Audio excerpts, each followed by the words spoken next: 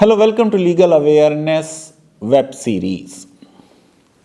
RSS chief Mohan Bhagwat ji खुलकर बोलते हैं। उनके बहुत से स्टेटमेंट्स पर मैंने आर्टिकल लिखे हैं और मैंने वीडियोस बनाए हैं। हर स्टेटमेंट की एनालिसिस की है कि इसमें पॉजिटिव बातें कितनी हैं और कितनी बातें ऐसी हैं जिनसे हम सहमत नहीं हो सकते because of facts and figures. जहां तारीफ होनी चाहिए वहां तारीफ की जाती, जहां पर क्रिटिकल एनालिसिस होनी चाहिए, एक टीचर की जिम्मेदारी है कि वो क्रिटिकल एनालिसिस की जाए। बहुत ऐसे हैं जो खुशनुदी हासिल करने के लिए कसीदा गोई करते हैं। मैं समझता हूं एक फेयर एनालिसिस में तारीफ और क्रिटिसिज्म दोनों आने चाहिए। अब कल आरएसएस चीफ मोहन भागवत आसाम में थे। एक किताब का इजरा था और उस किताब को लॉन्च करते हुए उन्होंने कई स्टेटमेंट्स दिए। जैसे फॉर इंस्टेंस उन्होंने कहा कि सीएए से मुसलमानों को कोई खतरा नहीं है, किसी मुसलमान की सिटीजनशिप नहीं छीनी जा रही। ऐसे स्टेटमेंट का स्वागत होना चाहिए। लेकिन इसी स्पीच में उन्होंने यह कहा कि 1930 के बाद से मुसलमानों ने अपनी जनसंख्या बढ़ाने का प्रयास किया।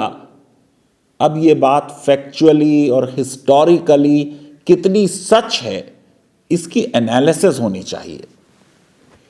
क्या मुसलमानों के लीडर्स ने कोई मूवमेंट चलाया जिसमें यह कहा गया हो कि मुसलमान अब अपने बच्चे ज्यादा पैदा करें?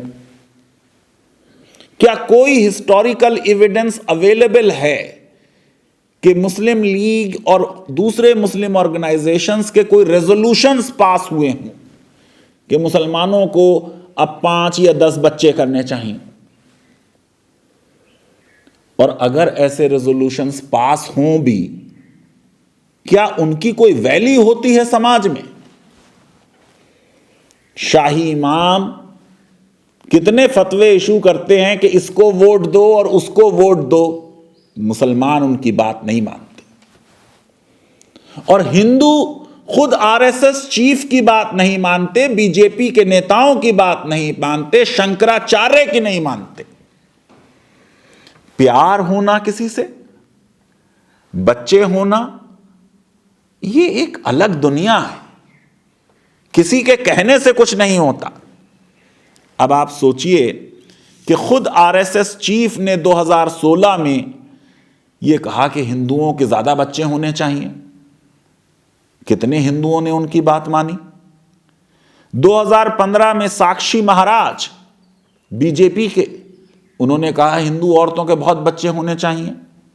सुरेंद्र सिंह बीजेपी के एमपी हैं, उन्होंने कहा कम से कम 5 बच्चे होने चाहिए। साक्षी महाराज 4 कह रहे थे, इन्होंने 5 कहे। साध्वी प्राची विश्व हिंदू परिषद की, इन्होंने भी कहा कि बच्चे होने चाहिए। शंकराचार्य बद्रीनाथ के श्री वसुदेवा सरस्वती, उन्होंने कहा नहीं 10 बच्चे होने चाहिए हर हिंदू औरत के। हिंदू फर्टिलिटी रेट को देखेंगे तो अंदाजा लगेगा इनमें से कोई बात हिंदू औरतें और हिंदू मर्दों ने नहीं मानी और ना मान सकते। इसी तरह अगर मुसलमान भी कहते तो भी ना मानते। यकीनन परमानेंट स्टेरिलाइजेशन, नसबंदी के विरुद्ध परमानेंट, कुछ उलेमा जो कंजर्वेटिव थे वो बोलते रहे। लिबरल्स का उस पर कुछ अलग स्टैंड रहा, लेकिन ज्यादातर उलेमा विड्रॉल मेथड पर, स्पेसिंग पर फोकस करते रहे हैं। आज पूरे विश्व में जो पॉपुलेशन कंट्रोल के मैकेनिज्म हैं उसमें इन्फॉर्म्ड एंड वॉलेंटरी चॉइस, उसको एक्सेप्ट कर लिया गया है। 2 या 1 बच्चे होने के लिए परमानेंट स्टेरिलाइजेशन कराना अब जरूरी नहीं है। अगर कोई अपनी चॉइस से दूसरे फैमिली प्लानिंग मेथड से कम बच्चे करता है, उसका भी वही नतीजा है। मैं ये समझता हूं कि इस मामले को समझने के लिए यह जरूरी होगा कि भारत की जनसंख्या के आंकड़ों को देखा जाए, फैक्ट्स को देखा जाए। और फैक्ट्स क्या बता रहे हैं, यह मैं आपके सामने आज प्रेजेंट करने जा रहा हूं। आपको मालूम है कि एब्सोल्यूट नंबर्स में अगर लें तो भारत की जनसंख्या में 966 मिलियन हिंदूज हैं, 79.8%। इनके बहुमत को कभी कोई खतरा ना होगा, ना आज से 50 साल बाद, ना 100, ना 150। मुसलमान हैं 172 मिलियन, यानी 14.2%। 1901 में सेंसस हुई, हिंदूज थे 194.4 मिलियन, मुस्लिम्स थे 29.9 मिलियन। 1911 में 10 साल बाद दोबारा सेंसस हुई, हिंदूज हो गए 204.4 मिलियन। ग्रोथ रेट क्या रहा हिंदूज का? 5.14। मुस्लिम्स हो गए 30.8। आप जरा सोचिए, 1901 में 29.9, 10 साल बाद ओनली 30.8, ग्रोथ रेट 3.01 हिंदू से कम है। 1921 की सेंसस पे आइए, हिंदूज हो गए 203 मिलियन, ग्रोथ रेट माइनस में चला गया, -0.68। मुसलमान हो गए 31.2%, ग्रोथ रेट है 1.29। आपको मालूम है रिप्लेसमेंट रेट है 2.1, उससे भी कम।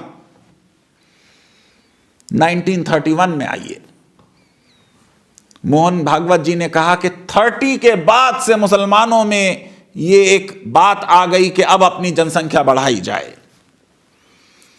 31 की सेंसस में हिंदूज थे 224 मिलियन, ग्रोथ रेट 10.54। इंक्रीज देखिए 10 साल में कि 21 में ग्रोथ रेट था हिंदूज का -0.68, वो बढ़ के हो गया 10.54। मुस्लिम्स हो गए 35.8 मिलियन, ग्रोथ रेट इनका और बढ़ गया 14.74। 41 में आइए, हिंदूज हो गए अब 238 मिलियन, ग्रोथ रेट 6.19 गिर गया। मुस्लिम्स हो गए 42.4 मिलियन, ग्रोथ रेट बढ़ गया 18.43। तो वही मैंने जो बात कही कि चीजों को फेस पे एक्सेप्ट करना सही नहीं है, फैक्ट्स रखें सामने। अब अगर ये 31 से 41 का कंपैरिजन किया जाए तो मोहन भागवत जी सही कह रहे हैं कि हिंदुओं की ग्रोथ रेट इस पीरियड में 14.74% थी और मुसलमानों की 18.43%। लेकिन अभी मैं आपको जो डिकेड टू डिकेड लाया हूं, यह वेरिएशन होता रहा है। 21 में हिंदूज की ग्रोथ रेट -0.68 थी, 31 में आकर वो 10.54 हो गई। 51 में आइए, देश का विभाजन हो गया 47 में, पाकिस्तान बन गया है। अब हिंदुओं की पॉपुलेशन है 303.5 मिलियन। ग्रोथ रेट हिंदूज का देखिए इस डिकेड में 41 से 51, 27.36%। मुसलमानों की पॉपुलेशन है 38.4 मिलियन, ग्रोथ रेट है 16.5%। डिफरेंस देखिए। और आगे बढ़िए। 1961 में हिंदुओं की पॉपुलेशन हो गई 366.5 मिलियन, ग्रोथ रेट है 20.75। 51 के मुकाबले में हिंदू ग्रोथ रेट बढ़ गया देखिए आप। मुसलमानों की पॉपुलेशन 61 में थी 46.9 मिलियन, ग्रोथ रेट 32.48। इसको देख के आप कह सकते हैं कि मोहन भागवत जी सही कह रहे हैं। लेकिन जैसे मैंने आपसे कहा कि डिकेड टू डिकेड वेरिएशन आया है, क्या वो वेरिएशन किसी कंसर्टेड कलेक्टिव एफर्ट का नतीजा था या अपने आप हो रहा था? यह प्रश्न है। 71 में आ जाइए। हिंदू पॉपुलेशन हो गई 453.3 मिलियन, ग्रोथ रेट 23.68। 61 के मुकाबले में हिंदू ग्रोथ रेट बढ़ गया। और मैंने आपको बताया था कि 21 में हिंदू ग्रोथ रेट -0.68 है, लेकिन जब आप 71 में आते हैं तो हिंदू ग्रोथ रेट बढ़ा हुआ है 23.68। मुस्लिम पॉपुलेशन हो गई 61.4 मिलियन, ग्रोथ रेट 30.32, कम हो गया देखिए। 1961 में मुसलमानों का ग्रोथ रेट था 32.48, वो घट के हो गया 30.92। 1981 आ गया। हिंदूज की पॉपुलेशन हो गई 562.4 मिलियन, ग्रोथ रेट और थोड़ा सा बढ़ा 24.07। मुसलमानों की पॉपुलेशन हो गई 80.3 मिलियन, ग्रोथ रेट थोड़ा सा घटा 30.78। यानी 81 की डिकेड में आप देखेंगे 71 से अगर कंपैरिजन करें तो ग्रोथ रेट हिंदूज का बढ़ा था 81 में, मुस्लिम्स का घटा था। 91 में आ जाइए। हिंदू पॉपुलेशन हो गई 690 मिलियन, 690.1, ग्रोथ रेट हिंदूज का हो गया 22.71, घटा थोड़ा सा। मुस्लिम पॉपुलेशन हो गई 106 मिलियन, ग्रोथ रेट 30.97, बहुत माइनर इंक्रीज। 2001 हिंदू पॉपुलेशन हो गई 827.6 मिलियन, ग्रोथ रेट में और गिरावट 19.92। मुस्लिम पॉपुलेशन हो गई 138.2 मिलियन, ग्रोथ रेट में गिरावट 29.52। लास्ट सेंसस 2011 की Hindu population 966.2 million, growth rate में गिरावट 17.75। Muslim population 172.7 million, growth rate में जबरदस्त गिरावट 24.60%। डिकेड टू डिकेड चेंज होता है, पहले बढ़ता है, फिर पॉपुलेशन स्टेबलाइज होती है, जैसे लिटरेसी आती है, एजुकेशन आती है, प्रॉस्पेरिटी आती है, गरीबी कम होती है, फर्टिलिटी रेट कम होता है। अब आइए जरा देख लेते हैं एक अजीब डेटा। वो 5 स्टेट्स और यूनियन टेरिटरीज जहां मुसलमानों की संख्या अधिक है, कितने परसेंट पॉपुलेशन में चेंज हो रहा है उनका। लक्षद्वीप 2001 में 95.5% मुसलमान यहां थे। 2011 में यह परसेंटेज बढ़ के हो गई 96.5। सिर्फ 1.1% की इंक्रीज हुई है मुस्लिम पॉपुलेशन में लक्षद्वीप में। तब भी नए एडमिनिस्ट्रेटर साहब जो गुजरात से गए हैं, पॉलिटिशियन हैं, पॉपुलेशन लॉ ला रहे हैं लक्षद्वीप के लिए।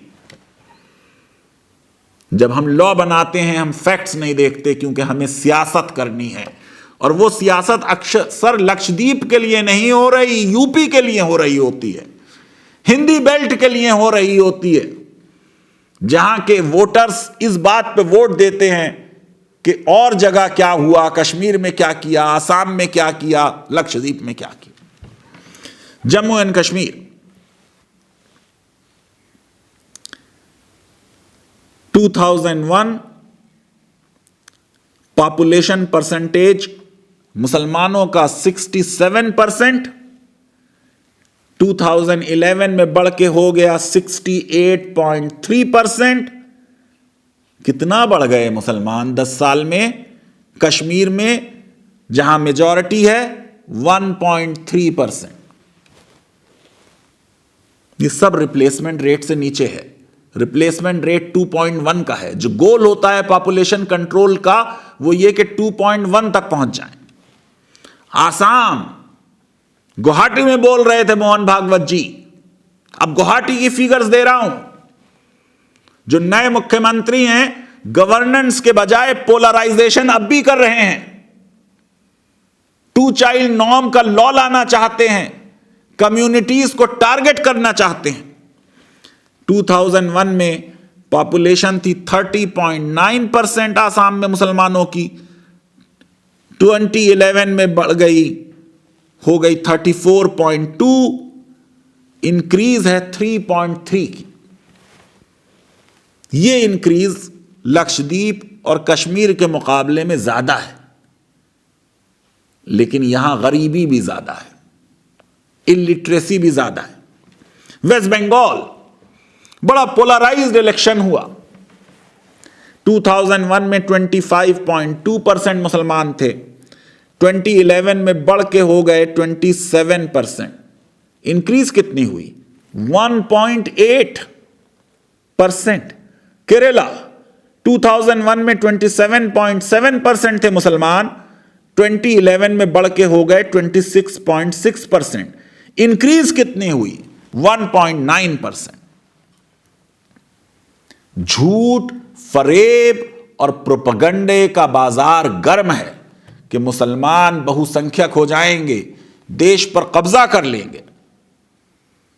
भैया आज भी 14% हैं, 2050 में 18.4% रहेंगे आज से 30 साल बाद। यह बात सच है।